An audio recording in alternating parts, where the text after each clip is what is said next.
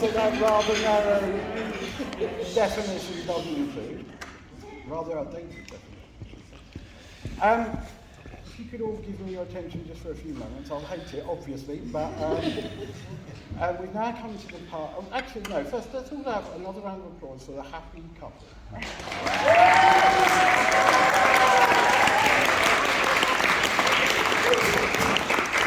And now I've just got real envy of the vehicle behind you. Ruby's just turned up. You're late, Ruby. Yes. That's not the first thing. Right, we've come to the part of proceedings where we're going to hear some speeches from probably everyone that's been up the front already. Am I correct? Is that yeah. So, actually, let's do something else with that couple. Let's do a hip hip hooray, okay? Hip hip hooray! Hip hip hooray! Hip hip hooray! All right, I'm milking it out. That's not. Please welcome to. I'm not sure which one's first, but either Danny or Chris to give their speech. Welcome to the stage.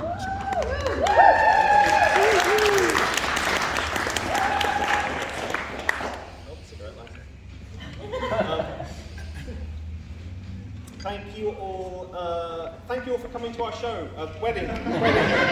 Thank you all for coming to our wedding today. It's amazing to have you all here. Forgive me for reading notes. I'm an improviser. I can't remember things. It is really amazing to have you all with us here today. It means a lot to both of us to see so many people that we love here to celebrate with us today. I'll try not to bang on for ages. I know that with speeches, brevity is everybody's friend.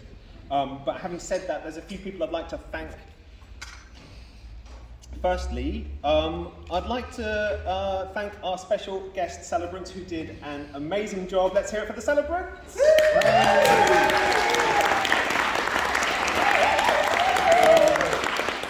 It was everything I hoped it would be and more. At Danny's birthday celebrations last November, we went to Winterton, had a very nice weekend with the extended family. And family is something that's been mentioned a few times today already. And I can remember one night we were walking back from the pub and we were talking about how one thing that connects us is how we cherish family and how much we value family. And bless you. And one of the really lovely things about mine and Danny's union is also the coming together of our families, as people have talked about. For me, it's been really incredible to get to know these really wonderful women over here, Björk and Ocean, and to become a part of their lives. It's been really, really special for me. Also to get to know Danny's dad, Pat. Pat, hello. It's nice to see you. I actually intended to come and see you and formally ask your permission to marry Danny, but then COVID lockdowns happened and I couldn't get to do it. So I know this is a bit late, but is this okay? Yeah. You all right with this? When are you going to give me the money? Later. And also get to know all of Danny's extended family, lots of whom are here today. I can't imagine a kinder, more generous and welcoming group of people. It's a real privilege for me to feel like I'm a part of this group now. So thank you for being so kind. On the other side, it's been lovely to see the relationship between my parents and Ocean and Björk. Björk in particular is very close to Mum, or Gran Jan, as she's known. Do feel free to call her that for the rest of the day. Thanks to Dan, who has so were you trying to get my attention? No, okay, sorry. My spidey senses were tingling. Thanks to Dan, who came all the way from America a couple of weeks ago for best man duties, only managing to fit in another wedding in Germany and a trip to Milan in the past 2 weeks. It's what he does. I admire the way that he approaches life and tries to do as much as he possibly can at all times, which is a brilliant way to do things. So he did a great job. He organised the stag do, which was fantastic. And by the way, thank you very much to the, I assume, stag party member who anonymously sent me a care package, a pre-wedding care package earlier in the week. Less said about that, the better. Ask me later, and I still won't tell you. But Dan's been fantastic, not only with the stag do, but also in the last few days, like just being a safe pair of hands and sorting things out. His catchphrase has been, "It's okay, don't worry, I'll sort it." And it's largely thanks to him and Danny's amazing organisation that I have such a calm demeanour today, so thank you, Dan. It is traditional, of course, for the groom to buy the best man a gift to say thank you. But I know Dan doesn't like to own too many things, so I haven't bothered.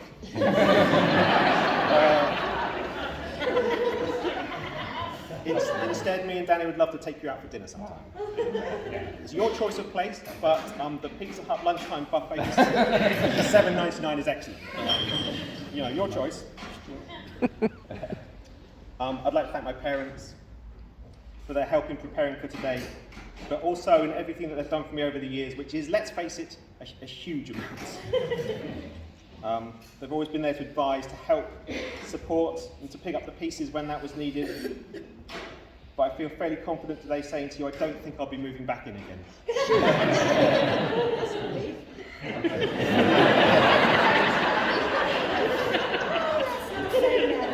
Yeah, okay. Maybe keep the camp bed. I don't think my parents ever thought I would get married. No?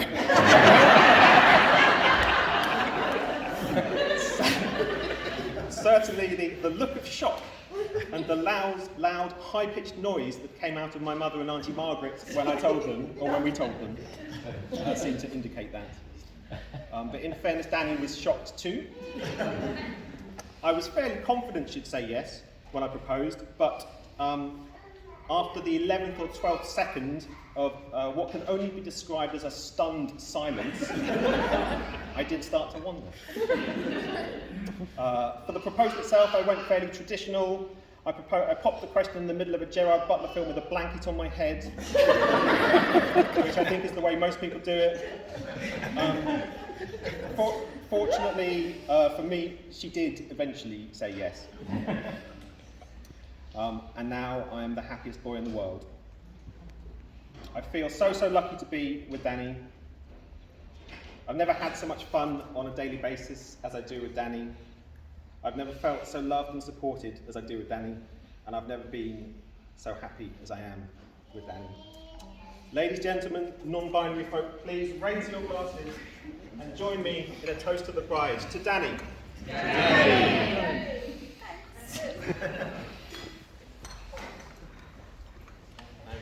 Okay, right. Just so you know, there are no speeches at the second venue, so you're fine. So I also wanted to say a few thank yous for all of you for coming. Not everybody wants to come out after all the time that we've had inside, but you've all come and that's great. For Carol, for lending me her kitchen, for helping with crisis after crisis, and just generally being there over the last couple of weeks has been really brilliant. And also for helping her and Josie for actually helping me find something to wear 2 weeks ago. Everyone who is contributing to the buffet later, so Maggie and Margaret and Jan and Josie and Pete and Lindsay and Colin, and I think I'm going to forget lots of people, so but I just want to say thank you very much for helping us make today. To Emma for taking our lovely Luna out. She was. To Jan and Ed for all their support to the wedding, and also all the support and love and help for the last few years, which there has been a lot.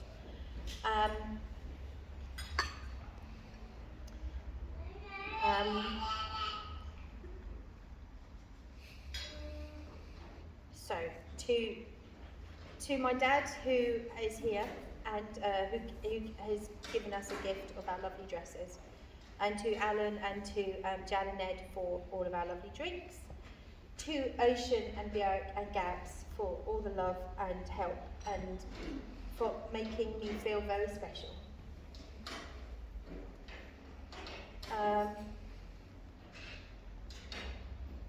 To Mark and to Dan for being really lovely. To the Wallaces, who are my sister and her family, who picked me up when I was very, very broken a long time ago and helped me for a very, very long time.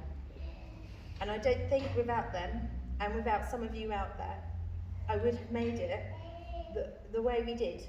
And for a long time it was just Ocean and Björk and me, but it was never just Ocean and Björk and me. And Paul and Kelly were really the backbone to how I coped and got through.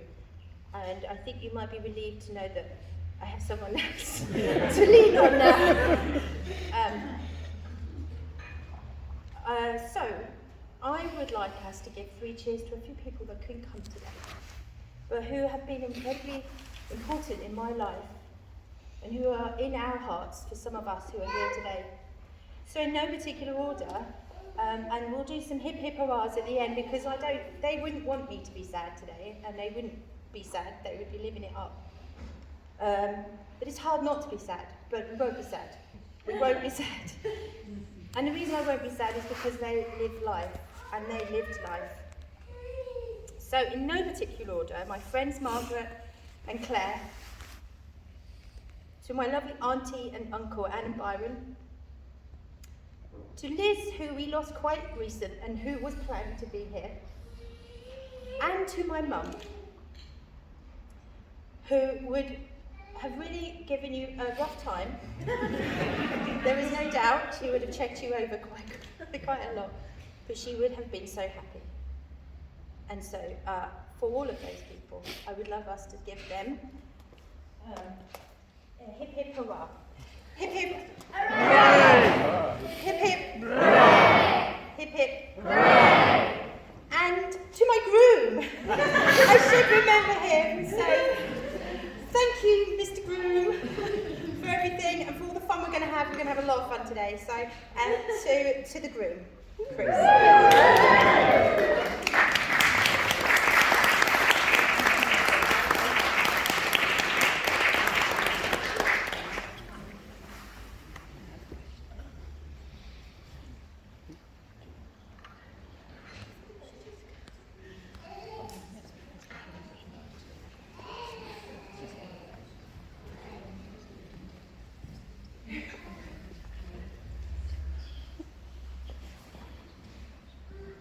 Oh, and now the best man would like to speak.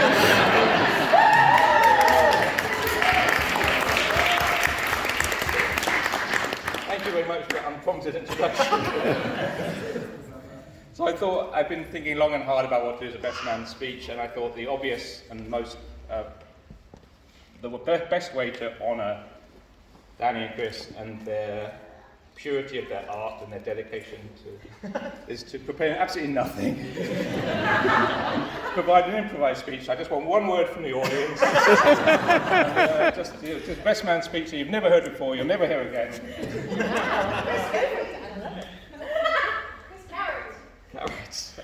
And then I thought that would be a terrible idea. But I really shouldn't do that because they're trained professionals, and I thought, what can I do? Well, I'm a trained professional too in some ways, so I should play to my strengths. So the obvious thing instead is to give a best man lecture. Which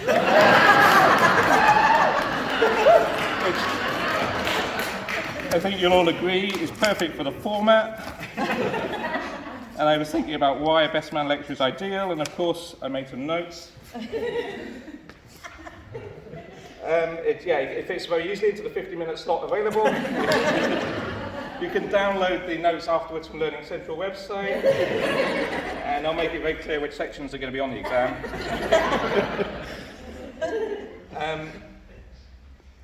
So I'm very, very fortunate to give lectures at Cardiff University. Some of you will know Cardiff University attracts and offers places to the finest students available. And it's a room of about 100 people, about 20 years old, so it's pretty similar, and not quite as tall room. And so it's a wonderful thing. It's actually sort of probably almost as privileged, the best privilege of my life is to be able to be a best man and to share a special day with my brother and Danny. But my second privilege is really to look out over 100 students when you're enthusing them with science and just see their faces light up as they take out their phones and tablets and search into some less boring content. So every good lecture should be in 3 parts, of course, as we know. So the 3 parts of the lecture, which won't take long at all, are going to be. So we've got origins, of course. Every good lecture starts with history and origins. Then we've got the current state of the art, the current understanding of the science, and then the future outlook. Yeah. So the history. So the starting with Chris. Chris appeared as I was approaching my 3rd birthday. He approached on the scene and things went really well for a little while. And then a little bit later we began to find out that, like many brothers, we decided to fight. And that was a lot of fun for us and our parents for a while, so sorry about that. But yeah, Chris, diligent. I remember we were playing, it's probably not really, I shouldn't say this now, but we were playing Cowboys and Indians. Yeah, anyway. Chris was the Indian, I was the cowboy, and I thought I had history on my side. He'd taken an extremely diligent approach to his work, as he often does, and had sharpened the bamboo cane. So when Chris attacked, the result was many hours that evening in A&E. Some stitches, and I'll show you the scar later. That's all right. Yeah. And then I tried to ask my parents and Chris for some school reports. I was going to go through school reports of funny anecdotes, of course, as you should do, but it turned out they'd been burnt a few years ago. So they weren't available. I remember Chris, particularly at school, music were his great talents. He played Dire Straits in a church, apparently on the church organ when he wasn't supposed to. And at school he made many friends and really good friends, many of whom have stayed friends with him and stayed here through the FFU music and through other things. Right, so that's the history. I'm sorry, I don't have a full history of Danny. But more recent times we've obviously got to know about Danny as well, so I'll leave the history there. The second part of the lecture, which is going well, as well as they normally do. Oh yeah, so the science and the current understanding of Chris and Danny. So I study magnetism, and I wrote down a definition. I thought we should all learn something today. So I wrote down that it's a seemingly inexplicable attraction of two oppositely charged bodies experiencing a strong and powerful but largely invisible force of attraction. But I couldn't think of any way to relate that to today, so that's a definition. So I thought I'd just retell a couple of quick stories that I was reminded of recently, and we talked about the family and celebrating, and I remember, Chris mentioned I'd come from America. I remember one of the first Christmases I couldn't make it back from the US, and I was really, really pleased that my home in Cardiff was going to be used by the family, by 40, right? I explained to Chris how he would get the key, just to put it back through the letterbox when he was finished, so everything was fine. Until I got a panicked phone call from Chris saying that he'd left his phone in my house. I was like, that's fine. I wondered why he was using someone else's phone. That's fine, just let yourself in and get it. But I've already posted the key back to the letterbox. And I think there's something I don't quite remember as well. There's more to it than that, and you had a noted business call or something. But as usual, Chris was more concerned about causing trouble for everyone else and how my housemates were going to deal with it. And he just sucked up the fact that it was going to get posted back within a week, even though he had some important work to do. Okay, maybe there's the end. So I thought that it tells something about the character of the man, that when he's in trouble, he was concerned about other people. And then I thought, well, I should say about the first time I met Danny, and then I remember that the first time I met Danny was after a comedy evening, and we went to the pub, and Chris said he was meeting a friend, and I said, well, should I come along if you're meeting a female friend? No, it's fine, we just see a friend. And I went along, and it was obvious that there was more to it, and I think the first time I met Danny was really for them. They were chatting away, and I think so actually what I want to tell you about is the second time I met Danny. which is a much better story. I probably could have left that bit out. But anyway, we were doing an escape room on Christmas Eve. I don't know how many of you have done escape rooms. This was my my second escape room experience. I was very nervous because the first time I'd been encouraged on a stag do to get into a coffin and be pushed through what seemed like a solid wall. So I was already incredibly nervous, and immediately we were in there. Mum, Dad and Chris got put to one side on the left, and Danny and I got thrust into this small metal cage. And the door locked behind us. And yeah, I have to say I was obviously nervous, obviously a little bit socially awkward, and spoiler alert, we got out. Say that now.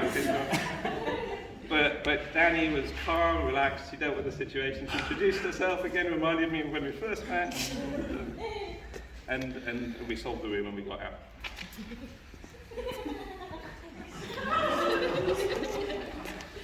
All right, how are we doing for time?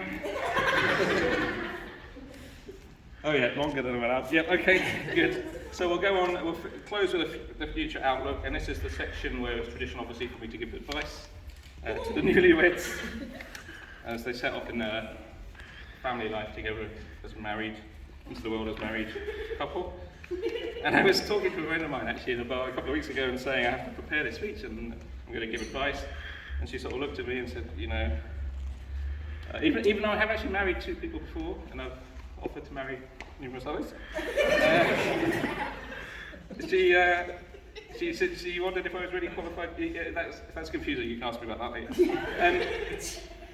She asked if I was really the person to give advice, being a single man with no children. So I thought I won't give advice on family life. I'm sure they'll get plenty anyway, and I think, to be perfectly honest, I think they're doing a fantastic job already for watching their relationship, so I don't think, from the outside, I think they're doing a fantastic job, so I don't think they need any advice from us, as long as they continue in this loving, respectful way, using their lovely pet names that they have for each other, which I found out through the stag quiz.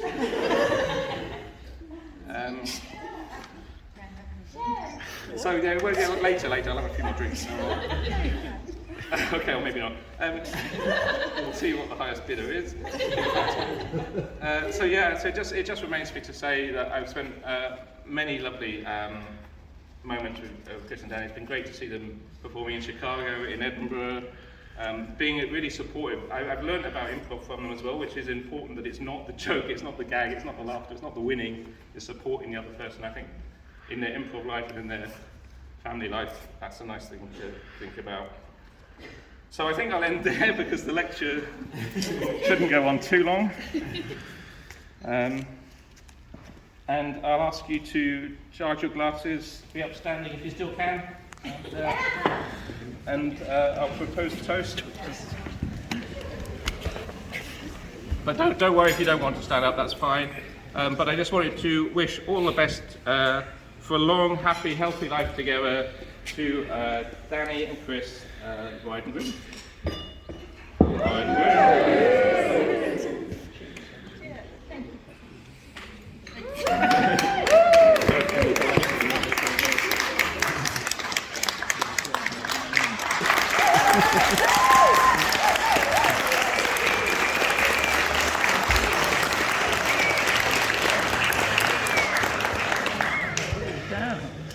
Feel free to mill around, chat, drink up. We're going to be here for another 20 minutes. We're going to walk down to the other venue for anyone who wants to walk with us. Before we go, in about 15 minutes, we're going to do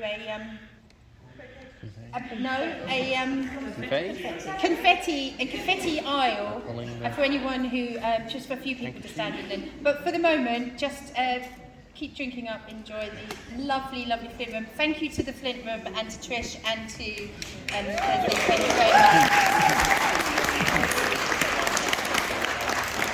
Okay, so the confetti, I think the aisle will be here and we'll go down. But we're not doing that for 15 minutes, so mingle, chat, enjoy.